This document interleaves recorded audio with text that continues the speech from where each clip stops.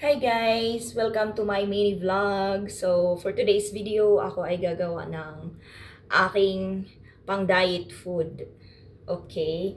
So, since hindi ko siya kayang kainin na plain lang, gagawan ko siya ng paraan na makain ko na may lasa naman, di ba? So, ayan guys. Anuhin muna natin to.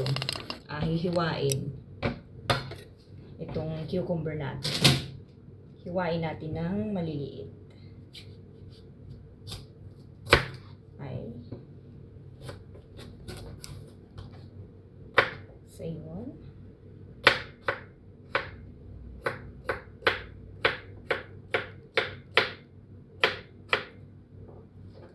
So, yun guys. Lagay natin sa lagayan.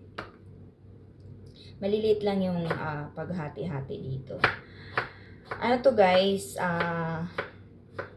nakadiscovery kasi ako na pwede pala yung Lady's Choice ilagay dito. So, yung ginagawa ko, nilalagyan ko siya ng Lady's Choice para naman mayroon siyang lasa. 'Di ba? Yung Lady's Choice is hindi lang para pang tinapay, pang palaman sa tinapay. So, pwede din siya sa mga ganito. Kasi yung Lady's Choice, ano din naman yan eh. Pwede sa lahat. Pwede sa lahat. I mean, pwede naman siya ilagay sa salad. So, ayan. So, hiwa-hiwain lang natin to ng konti. Pero mas masarap siguro to kung may chicken. Kaya lang hindi ko pa natatry na lagyan ng chicken. Tapos lagyan ng sibuyas, ganyan. Dahil nga sa guys, wala akong ref dito. Yung nirerentahan ko is walang ref. So, wala. Mahirap. Kaya hindi ako makapagbili dito na pwedeng ilagay sa ref. Kasi wala akong ref.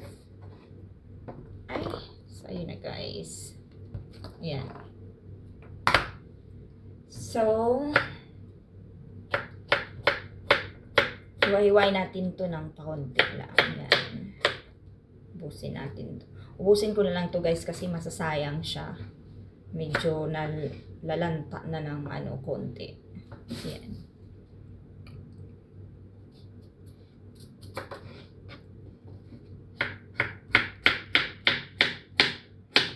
Masarap naman siya. So, pwede nyo din itry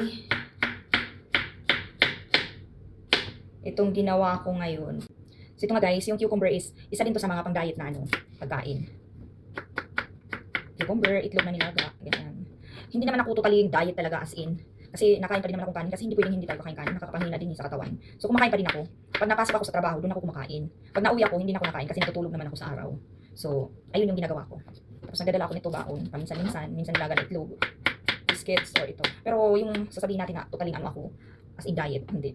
Kain din akong kanin eh. Yung pag-exercise ko din, hindi naman nalagi kasi nakakatamad din guys dahil nga dun sa trabaho ko na yan laging puyat. So, ayun na, tapos na ako. So, gagawin natin guys, lalagyan lang natin yan ng Lady's Choice. Bumili ako. Buti na lang meron Lady's Choice dun sa grocery store. So, ayan bumili akong dalawa. Gusto ko sana yung chicken. Kaya lang wala namang chicken. So, to? Sandwich spread. Ayan. So, bumili ako. Ito yung nilalagay ko guys. Para makain mo yung itong cucumber na may lasa naman kasi hindi ko siya kaya kainin pag plain. So lalagyan natin siya. Yan. Gusto ko sana lagyan ng sibuyas para naman mag-salad talaga siya. Pero wag na nga. Kung may chicken, pwede lagyan ko sana ng sibuyas. Ayan guys.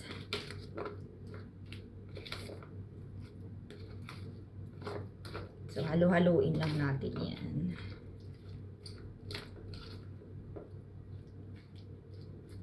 At least makakain natin siya ng kahit papaano, may lasa naman. Hindi naman yung plain lang, di ba? Kasi, mostly kumakain tayo nito, nilalagyan natin suka. Aminin nyo. Sinasawsaw natin to sa suka. Di ba? So, ngayon, pwede namang gawa ng paraan. So, kasi instead na ipalaman ko siya sa tinapay, kasi yung tinapay nagpapataba din eh, di ba? So, ang ginawa ko, hindi ko na siya ipapalaman sa tinapay, ilalagay ko na lang siya dito sa cucumber. At least, masarap siya. Tikman natin.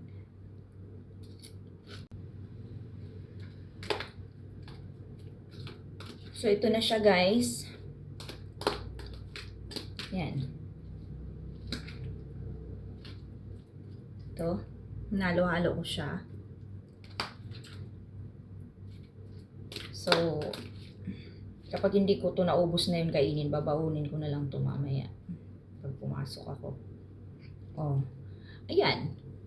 Super, masarap.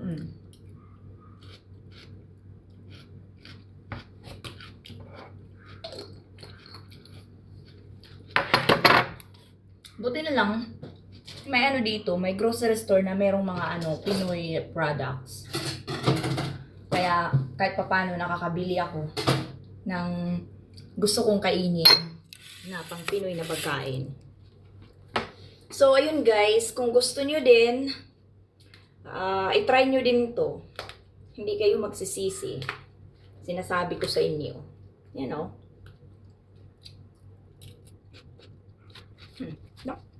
Pumayat na ba talaga ako? Hindi ko masabi kung pumayat na ba talaga ako eh. Pero, nafe-feel ko kasi yung ibang damit ko na hindi ko nasusuot before, na siya, maluwang na. Yeah. Yeah, masarap.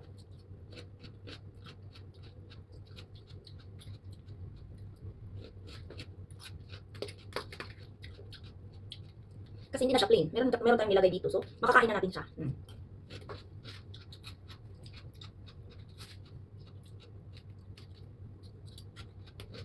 So, sa mga hindi makakain ng pipino, na plain lang, kailangan pang sausawan ng suka. Ito lang gawin nyo. Promise, try nyo. Ang sarap. Kasi bumili tayong tinapay at ipalaman, nakakatabad naman ang tinapay eh. O, ito na lang. Busog ka.